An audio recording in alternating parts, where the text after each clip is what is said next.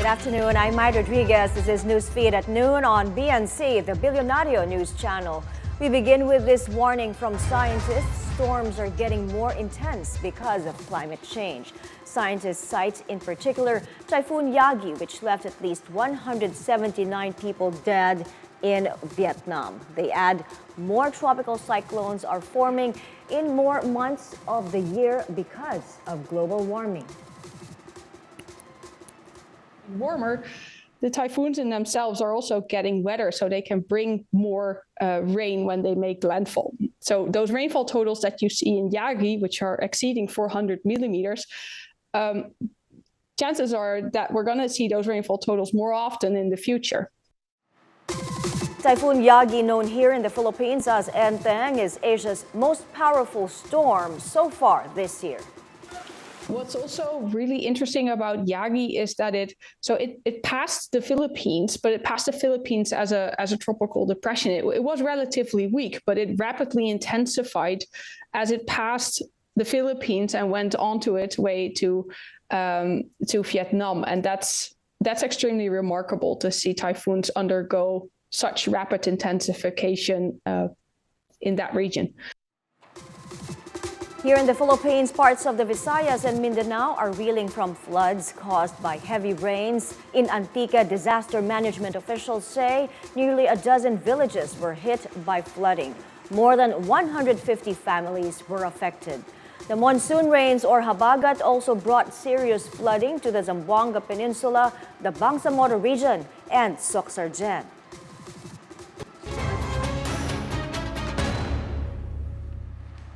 In other news, Kingdom of Jesus Christ leader Apollo Kiboy and his co-accused plead not guilty to trafficking charges as they face a Pasig City court.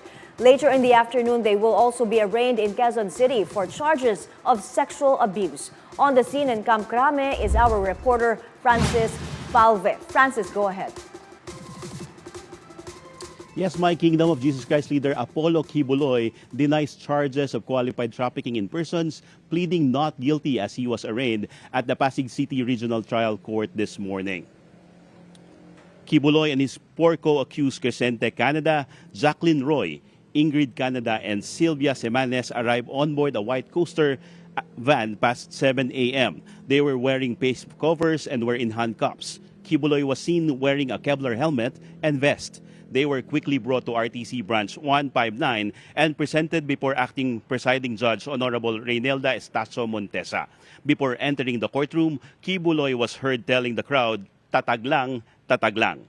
Later this afternoon, Kiboy and his co-accused will face the Quezon City Regional Trial Court on charges of child sex and sexual abuse. This will be done via video conferencing. While the PNP is expected to hold a media briefing later today for more details of the proceedings in Pasig and in Quezon City. Francis, are there changes to the detention arrangements for Kiboy and company? Yes, for Apollo Kiboy, he is still expected to remain here in Camp Crame as no court order was issued changing his place of detention. But as far as his companions are concerned, we've received reports that they might be transferred to the Bureau of Jail Management and Penology in Pasig as there are supposedly no threats to their lives. We will get confirmation of that and more details as they become more available. Thank you, Francis Falve, reporting live from Camp Crame in Quezon City. A former police officer turns emotional after being cited in contempt by the House Quad Committee investigating the war on drugs and criminal activities linked to Pogos. Despite pleading with lawmakers, Royina Garma stays under House custody. Hannah T is on the scene in Quezon City for details. Hannah, go ahead. Yesterday's nearly 12-hour House Quad Committee hearing was packed with intense revelations from police officials speaking out to Royina Garma's emotional breakdown. Garma's breakdown came just as the hearing is about to be adjourned. She was cited in contempt earlier in the day and will be detained at the House of Representatives until after the investigation ends. Garma pleaded before the committee and said her child was waiting for her. Despite her plea, Congressman did not give in, but instead allowed her child to be with her in the detention facility. There are no clear details yet, however, when her daughter will join her. Quadcom co-chair Ace Barber said Garma is being held at the house rather than a correctional facility out of humanitarian concern. Mr. Chair, I have a daughter waiting for me who attempted to kill herself 3 times. I cannot leave her. Mr. Chair, she's waiting for me. She attempted 3 times, Mr. Chair. That's why I cannot leave her. Now, I will answer all your questions, Mr. Chair. With regards to my travels, that's the real answer. I do not know why my visa was canceled, Mr. Chair. Much earlier than that, former Davao prison official, Police Lieutenant Colonel Gerardo Padilla, finally broke his silence after requesting an executive session in the last hearing. He confirmed that former President Rodrigo Duterte personally congratulated him following the killing of 3 high-profile drug lords. Padilla's testimony comes as the committee sharpens its focus on extrajudicial killings and Duterte's notorious drug list. Barbers emphasized that the committee is now pushing for the NBI to probe individuals named in the drug list. He added that they don't have decision yet if Padilla will receive immunity. Meanwhile, former presidential spokesperson Attorney Harry Roque called the committee a kangaroo court and announced that he will no longer attend its hearings. This comes after he was once again cited in contempt for refusing to surrender documents requested by the committee. Barber said an order of arrest for Roque has already been signed and is awaiting processing. Back to you, Mai. Thank you, Hanati, reporting live from Quezon City. President Bongbong Marcos is expected to issue an executive order banning all Pogos within 2 weeks. While the crackdown has made headway in Luzon, the illegal Pogos have found a new home in the Visayas. Nancy Carvajal shows us their trail in this exclusive report. It only took 4 days from illegal Pogos to resume their activities in the Visayas after being driven out of Luzon. Akala natin na nasawata na natin yung problema ng Bamban at saka Porac. Lumipat lang pala dito sa Lapu-Lapu City. Documents obtained by BNC show how around 12 Chinese Pogo bosses and dozens of workers, mostly Indonesians, escaped the raid in Pampanga last June 4. Their trail began at a drive-in hotel in Angeles City, some 28 kilometers from Porac. From there, they traveled to Manila and stayed overnight in what was described as a Pogo building along Dr. Fernandez Street in Mandaluyong City. BNC visited the 5-story building. There was not much security, just a high fence gate and no human activity, which was highly unusual for a residential building. But at night, locals say the place is occupied by foreigners. On June 8, the Pogo chiefs and their workers arrived in Cebu City, then Lapu-Lapu, where they set up boiler rooms. A request for assistance from Indonesia led to the raid at the Tourist Garden Hotel in Lapu-Lapu City, where foreigners were caught red-handed preying on potential victims. Most of the workers were duped into thinking they'd be hired as customer care or restaurant staff, but were instead forced to work in various online scams. 6 Filipinos were also taken into custody and are being considered as a state witness against the Pogo Hub's owner, Chinese national Zhao Lao. In a sworn statement, one of the Filipinos, a female worker, said Lucky South 99 was tipped off the impending raid a day before the authorities launched their operation against the Pogo Hub. This gave more than 200 Filipino and foreign Pogo workers time to escape. She said her group of about 20 left Pampanga for Cebu on board a Philippine Airlines flight on June 8 or 9 at around 6:50 p.m. The other workers were already there when they arrived. They stayed at the MSK building in Mabolo, then at a house in Mango Green Village in Pasita de Mactan, before finally ending up at the Tourist Garden Hotel in Lapu-Lapu. Forced out of Luzon, the illegal Pogos found a new home in the Visayas. How they managed to slip past local government authorities is still anyone's guess. Nancy Carvajal, BNC. Despite the controversies roiling the Philippine government, the first family is hitting the pause button to celebrate the birthday of President Bongbong Marcos. On Facebook, First Lady Liza Araneta Marcos greeted her husband a happy 67th birthday, and she went all mushy, describing the president as the sweetest and kindest soul she's ever known. As for his sons, they also shared the best pieces of advice they ever received from their dad. This is how it should be.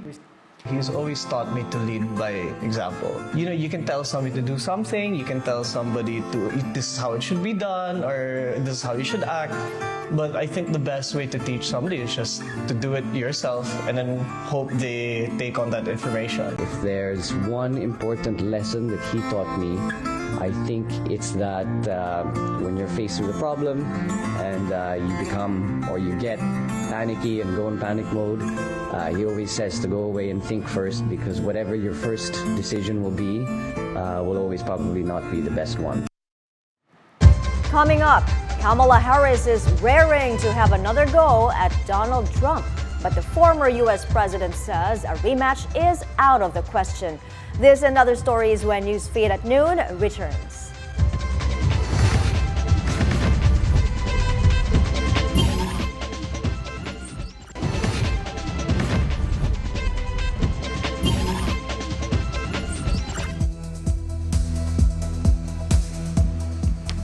We're back. You're watching Newsfeed on BNC. The latest now on the U.S. presidential race as Vice President Kamala Harris wants a second debate with former President Donald Trump. In a rally in the swing state of North Carolina, Harris said American voters were owed another showdown. The rivals sparred Tuesday night in Philadelphia, where Harris put Trump on the defensive and got under his skin with a series of attacks. Harris had this to say about Trump's debate performance. It was the same old show. Same old tired playbook we've heard for years, with no plan for how he would address the needs of the American people. Well, folks, look, it's time to turn the page. A Reuters Ipsos poll shows 53% picked Harris as debate winner, while 24% went for Trump. The rest were undecided or said neither won the showdown. The poll also shows Harris increasing her advantage, although voters still favor Trump on economic issues. While Kamala Harris looks forward to another showdown, Donald Trump says no rematch. Campaigning in Tucson, Arizona, Trump tells supporters he had a monumental victory against Harris and a third debate was no longer necessary. Before Tuesday's clash with Harris, Trump faced off with President Joe Biden in a debate in June. Saw 2 nights ago, when a prize fighter loses a fight, you've seen a lot of fights, right? The first words out of that fighter's mouth is, I want a rematch, I want a rematch. And that's what she said, I want a rematch. Polls clearly show that I won the debate against Comrade Kamala Harris. Still in the U.S., President Joe Biden will meet with the prime ministers of Australia, India, and Japan on September 21 in Delaware. The White House says the Quad Summit will focus on boosting strategic cooperation among the countries in the Indo-Pacific region. This will be President Biden's first time hosting foreign leaders in Wilmington as president, a reflection of his deep personal relationships with each of the Quad leaders and the importance of the Quad to all of our countries. British Prime Minister Keir Starmer now in Washington, D.C. for an official visit. He's due to meet President Joe Biden for the first time on Friday, U.S. time. The White House says the two leaders will have an in-depth discussion on a range of global issues, including the war between Ukraine and Russia and the conflict in Gaza. Biden and Starmer will also discuss advancing a free and open Indo-Pacific and protecting international shipping in the Red Sea. Pope Francis concludes a 12-day tour of Southeast Asia and Oceania with a huge mass in Singapore. More than 50,000 people filled the National Stadium to observe the papal mass. They include migrant workers coming from nearby countries, including the Philippines. I feel like hopeful and like I can express my feeling like happy and very happy. Because look, this time I'm still shaking. Yeah, because one of the cardinal from Myanmar, I taking photo and then he blessed me. Earlier Thursday, the Pope urged political leaders in Singapore to seek fair wages for the country's more than 1 million lower-paid foreign workers. In Peru, hundreds of supporters of former President Alberto Fujimori line up at his wake to pay their respects. They even brought Peruvian flags and chanted slogans in honor of Fujimori outside the Culture Ministry building where the wake took place. His remains will lie in state through Saturday and will be transferred to a cemetery in the south of Lima. Fujimori died of cancer on Wednesday at the age of 86. The government has declared 3 days of national mourning for the leader, who is credited for defeating an insurgency and stabilizing the economy in the 1990s.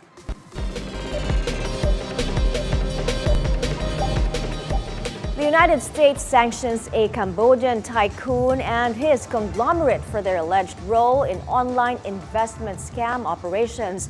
The U.S. State and Treasury Departments say Lee Yong-pak and his LYP group were involved in serious human rights abuses of workers trafficked and forced to work in online scam centers. Several entities that include hotels controlled by Lee, a ruling party senator, were also sanctioned. Cambodia and some other Southeast Asian countries have emerged in recent years as the epicenter of a multi-billion-dollar criminal industry targeting victims across the world with fraudulent crypto and other investment schemes.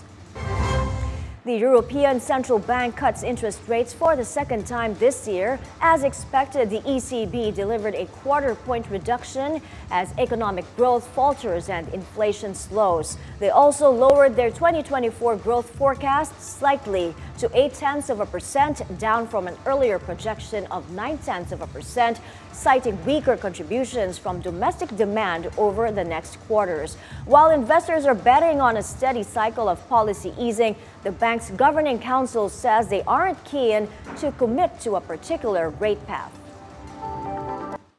I'm tempted to quote, Spanish, que será, será, because we have consistently said, and we repeat again, that we shall remain data dependent, and that is particularly justified in view of the uncertainty that abounds.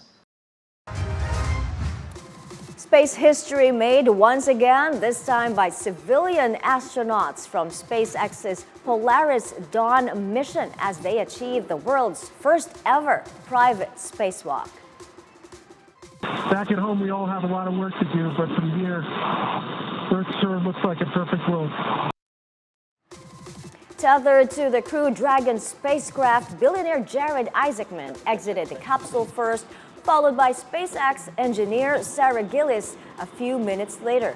Although the spacewalk was planned to last around 30 minutes, preparation and safety procedures extended the total time to about 2 hours. This milestone is part of Elon Musk's latest and most ambitious attempt to push the limits of commercial spaceflight.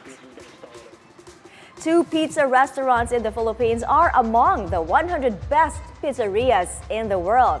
Makati-based Crosta Pizzeria has climbed to 12th place in the latest ranking by the Italian website 50 Top Pizza, and it's the second best in the Asia-Pacific region. Meanwhile, Amano, also located in Makati, has secured the 70th spot on the list. The top spot goes to Una Pizza Napoletana in New York. Now here's something you don't usually see. A Georgian Daredevil took to the waves of the Black Sea to ride his bike. The motorsport competitor traveled a distance of 33 kilometers with his modified motorbike equipped with handmade skis, enabling it to glide on water. The Daredevil said he spent about half a year to train for this feat. Efforts are underway to preserve and maintain the tomb of Askia in Mali. Standing in the heart of the East Malian city of Gao, the centuries-old burial site is a symbol of the West African nation's rich cultural heritage and a source of pride for locals. But it is now in peril as climate change and extreme weather conditions take their toll.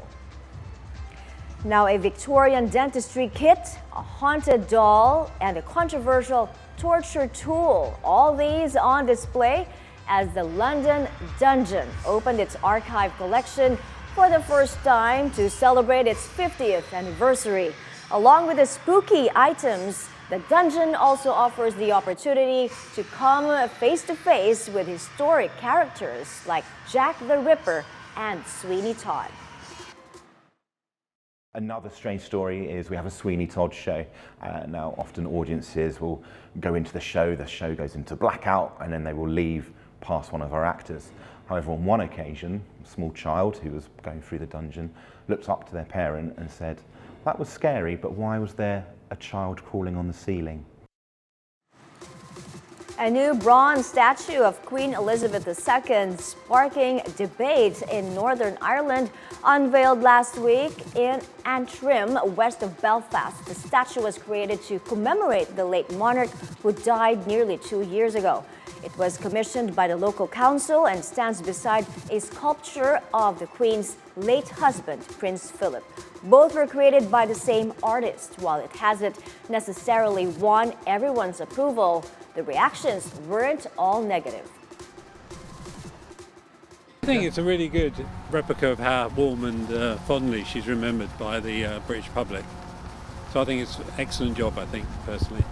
Not so good at the Queen, I'm afraid. Doesn't make it bear any resemblance. In fact, the corgis are better than the Queen, I'd say. Wonderful depiction, very well done, very impressive, and yes, it brings back a lot of memories. I'm old enough to remember the Queen Elizabeth as a young person and the coronation. I just don't think it looks like her face. I think the rest of it looks like, but I don't think her face is very like the Queen. I think Prince Philip is okay, but I have to say I can't recognize Queen Elizabeth's face. American internet sensation Ishall Speed bows to the agility and punching power of Filipino boxing legend Manny Pacquiao. The content creator engaged in a friendly sparring bout with Pacquiao during a visit to the boxer's home here in Manila. It was going well until Pacquiao punched him in his stomach and knocked him down. The online streamer earlier visited BGC and Manila and played basketball with some children. Following his viral 2-day trip, Speed vowed to come back to the country, this time to visit Cebu or Davao City. But he has an appeal to his Filipino fans after being mobbed. I love the Philippines. I appreciate y'all. I genuinely love y'all.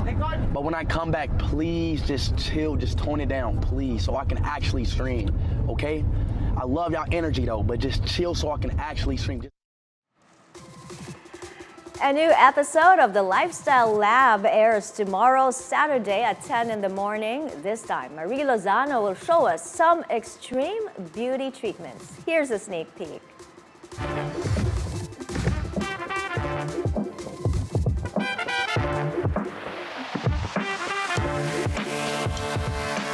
If you haven't been on the radar, another bizarre treatment is going viral because it's used by Hollywood celebrities. Vampire facial. so red. Salmon sperm DNA. Can I say I'm now part salmon? Because I got salmon DNA. RF and microneedling. Woohoo! They all sound a little bit extreme. Ow! Believe it or not, I tried them all for this show. And so there seems to be like this movement where you're trying to draw from nature or from what you have in your body to sort of restore your skin or your youth. Don't panic, it's organic. Salmon DNA, it has regenerative properties. It will actually stimulate the skin cells to regenerate. So this is our first step when we do our vampire facial. So we extract blood from you. So that's my blood already. Yes, that's your blood. It smells so good. Joking, this doesn't smell like anything at all. So this raises the question on how far you would go for beauty without going under the knife. Let me see, wait.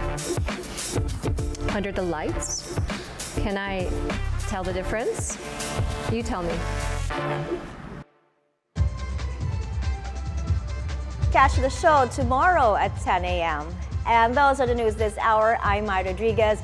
Keep it here on BNC, the Bilyonaryo News Channel. Good afternoon.